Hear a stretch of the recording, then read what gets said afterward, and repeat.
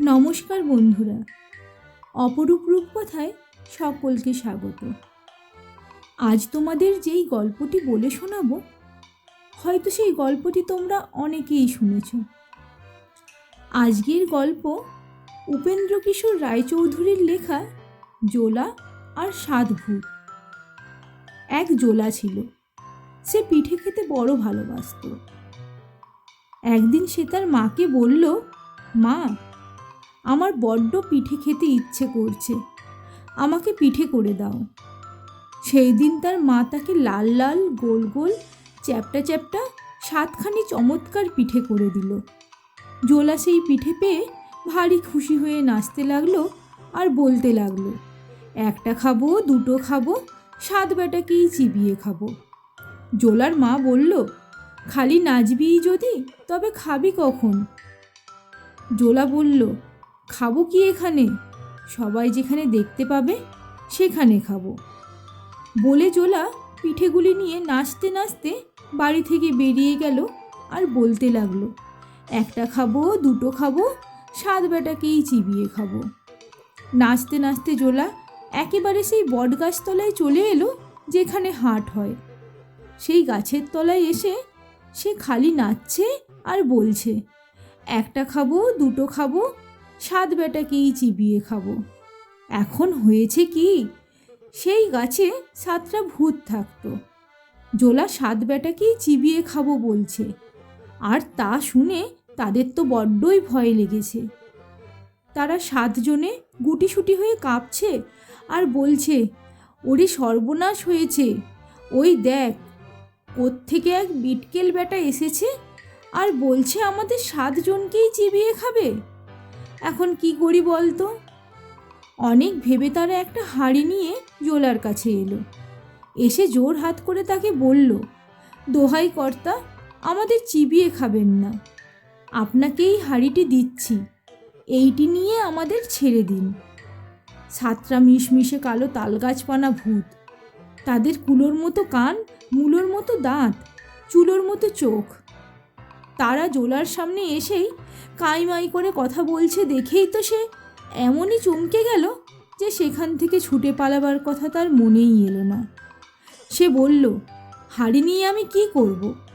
ভূতেরা বলল, আজ্ঞে, আপনার যখন যা খেতে ইচ্ছে হবে তাই এই হাঁড়ির ভিতরে পাবেন। জোলা বলল, বটে, আচ্ছা, আমি পায়েস খাবো। বলতে বলতেই সেই হাঁড়ির ভিতর থেকে চমৎকার পায়েসের গন্ধ বেরোতে লাগলো। তেমন পায়েস জোলা কখনো খায়নি, তার মাও খায়নি, তার বাপও খায়নি। কাজেই জোলা যার পরনাই খুশি হয়ে হাঁড়ি নিয়ে সেখান থেকে চলে এলো। আর ভূতেরা ভাবল, বাবা, বড্ড বেঁচে গিয়েছি। তখন বেলা অনেক হয়েছে, আর জোলার বাড়ি সেখান থেকে ঢের দূরে। তাই জোলা ভাবল, এখন এই রোদে কি করে বাড়ি যাব? বন্ধুর বাড়ি কাছে আছে, এবেলা সেখানেই যাই, তারপর বিকেলে বাড়ি যাব। বলে সে তো তার বন্ধুর বাড়ি এসেছে। সে হতভাগা কিন্তু ছিল দুষ্টু। সে জোলার হাঁড়িটি দেখে জিজ্ঞেস করল, হাঁড়ি কোত্থেকে আনলি রে? জোলা বলল, বন্ধু, এ যে সে হাঁড়ি নয়, এর ভারী গুণ।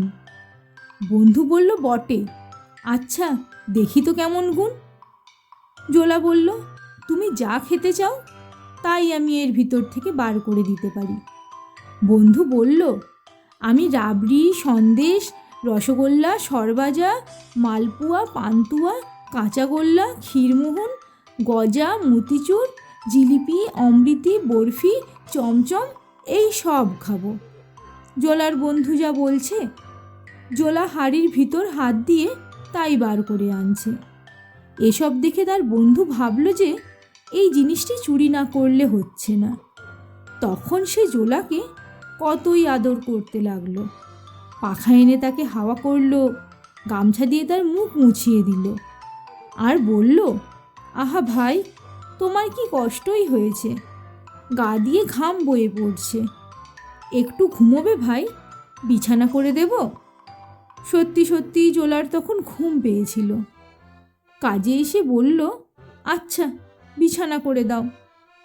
তখন তার বন্ধু বিছানা করে তাকে ঘুম পাড়িয়ে তার হাঁড়িটি বদলে তার জায়গায় ঠিক তেমনই ধরনের আর একটি হাঁড়ি রেখে দিল।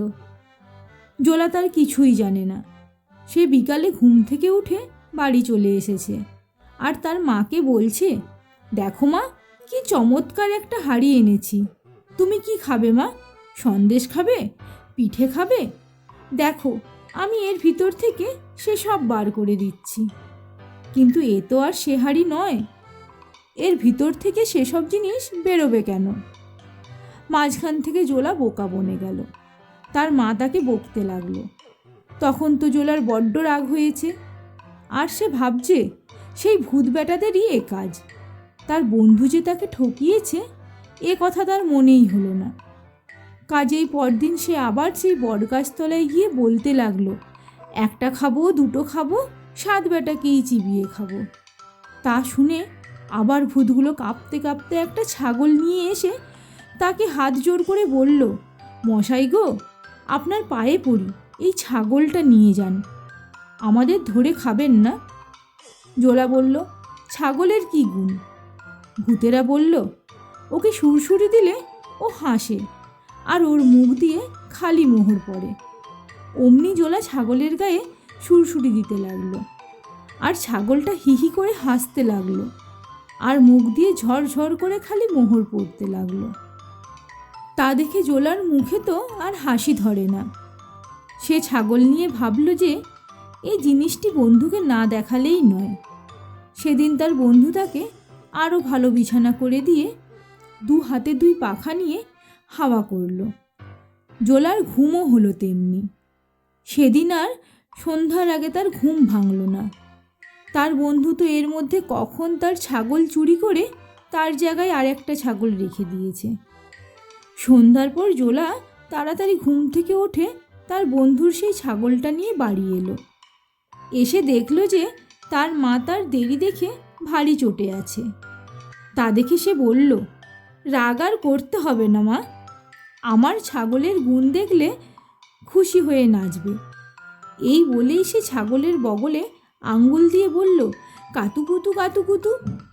ছাগল কিন্তু তাতে হাসল না, তার মুখ দিয়ে মোহরও বেরোলো না।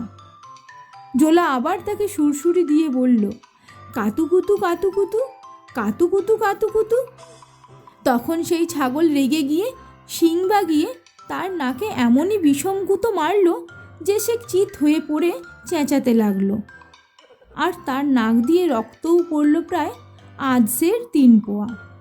তার ওপর আবার তার মা তাকে এমন বকুনি দিল যে তেমন বকুনি সে আর কখনো খায়নি। তাতে জোলার যে রাগ হলো সে আর কি বলবো।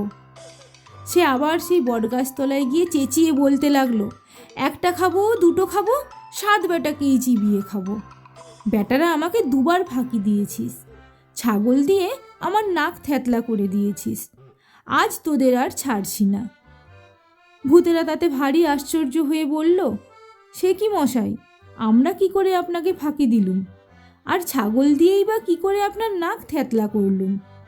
জোলা তার নাক দেখিয়ে বলল, এই দেখ না, গুঁতো মেরে সে আমার কি দশা করেছে, তোদের সব কটাকে চিবিয়ে খাবো।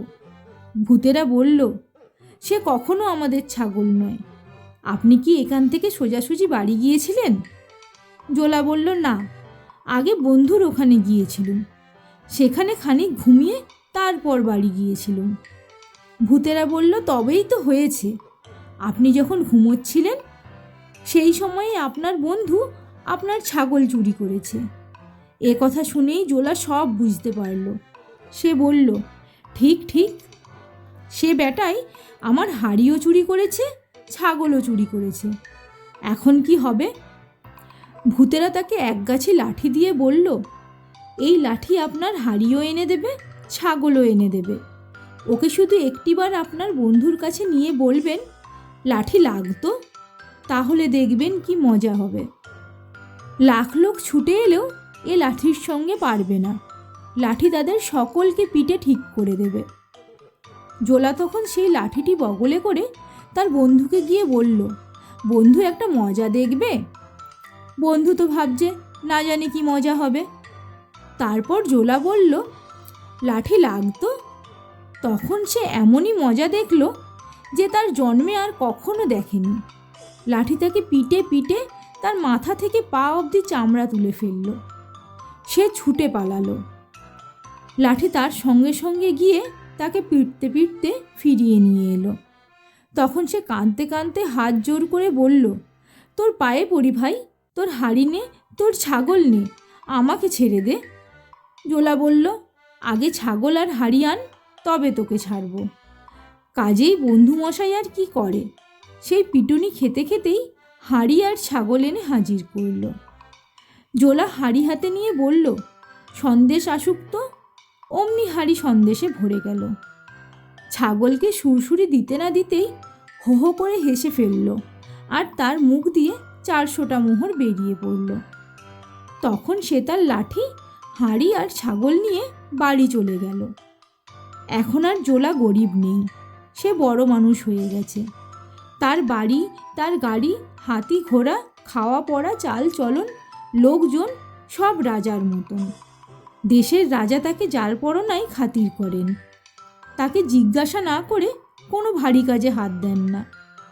এর মধ্যে একদিন হয়েছে কি, কোনো দেশের এক রাজা হাজার হাজার লোক নিয়ে এসে সেই দেশ লুটতে লাগলো। রাজার সিপাহীদের মেরে খোঁড়া করে দিয়েছে। এখন রাজার বাড়ি লুটে কখন তাকে ধরে নিয়ে যাবে তার ঠিক নেই। রাজামশাই তাড়াতাড়ি জোলাকে ডাকিয়ে বললেন, ভাই, এখন কি করি বলো তো, বেঁধেই নেবে দেখছি। জোলা বলল, আপনার কোনো ভয় নেই, আপনি চুপ করে ঘরে বসে থাকুন, আমি সব ঠিক করে দিচ্ছি। বলেই সে তার লাঠিটা বগলে করে রাজার সিংহ দরজার বাইরে গিয়ে চুপ করে বসে রইল। বিদেশি রাজা লুটতে লুটতে সেই দিকেই আসছে। তার সিপাহী আর হাতি ঘোড়ার গোলমালে কানে তালা লাগছে, ধুলোয় আকাশ ছেয়ে গিয়েছে। জোলা খালি চেয়ে দেখছে, কিছু বলে না। বিদেশি রাজা পাহাড়ের মতন এক হাতি চড়ে সকলের আগে আগে আসছে আর ভাবছে সব লুটে নেবে। আর জোলা চুপ করে দাঁড়িয়ে দেখছে আর ভাবছে, আর একটু কাছে এলেই হয়। তারপর তারা যেই কাছে এসেছে, অমনি জোলা তার লাঠিকে বলল, লাঠি লাগতো, আর যাবে কোথায়। তখনই এক লাঠি লাখ লাখ হয়ে রাজা আর তার হাতি ঘোড়া সকলের ঘাড়ে গিয়ে পড়ল। আর পিটুনি যে কেমন দিল, সে যারা পিটুনি খেয়েছিল তারাই বলতে পারে। পিটুনি খেয়ে রাজা চেঁচাতে চেঁচাতে বলল, আর না বাবা, আমাদের ঘাট হয়েছে, এখন ছেড়ে দাও, আমরা দেশে চলে যাই। জোলা কিচ্ছু বলে না, খালি চুপ করে চেয়ে দেখছে আর একটু একটু হাসছে। শেষে রাজা বলল, তোমাদের যা লুটেছি সব ফিরিয়ে দিচ্ছি, আমার রাজ্য দিচ্ছি, দোহাই বাবা, ছেড়ে দাও। তখন জোলা গিয়ে তার রাজাকে বলল, রাজামশাই সব ফিরিয়ে দেবে বলছে, আর তাদের রাজ্যও আপনাকে দেবে বলছে, আর বলছে দোহাই বাবা ছেড়ে দাও, এখন কি হুকুম হয়। রাজামশাইয়ের কথায় জোলা তার লাঠি থামিয়ে দিল। তারপর বিদেশি রাজা কাঁদতে কাঁদতে এসে রাজামশাইয়ের পায়ে পড়ে মাপ চাইল। রাজামশাই জোলাকে দেখিয়ে বললেন, আমার এই লোকটিকে যদি তোমার অর্ধেক রাজ্য দাও আর তার সঙ্গে তোমার মেয়ের বিয়ে দাও, তাহলে তোমাকে মাপ করব। সে তো তার সব রাজ্যই দিতে চেয়েছিল। কাজেই জোলাকে তার অর্ধেক রাজ্য আর মেয়ে দিতে তখনই রাজি হলো। তারপর জোলা সেই অর্ধেক রাজ্যের রাজা হলো, আর রাজার মেয়ের সঙ্গে তার বিয়ে হলো। আর ভোজের যেমন ঘটা হলো, সে ভোজ খেয়ে যদি তারা শেষ করতে না পেরে থাকে, তবে হয়তো এখনও খাচ্ছে। সেখানে একবার যেতে পারলে হতো। আজকের গল্প এখানেই শেষ হলো। গল্পটি তোমাদের কেমন লাগলো জানিও। ভালো লাগলে একটা লাইক করে দিও আর বন্ধুদের সাথে শেয়ার করো। এই চ্যানেলে যারা প্রথমবার এসেছো, তারা আরও নতুন নতুন গল্প শোনার জন্য চ্যানেলটিকে সাবস্ক্রাইব করে রাখতে পারো। ধন্যবাদ।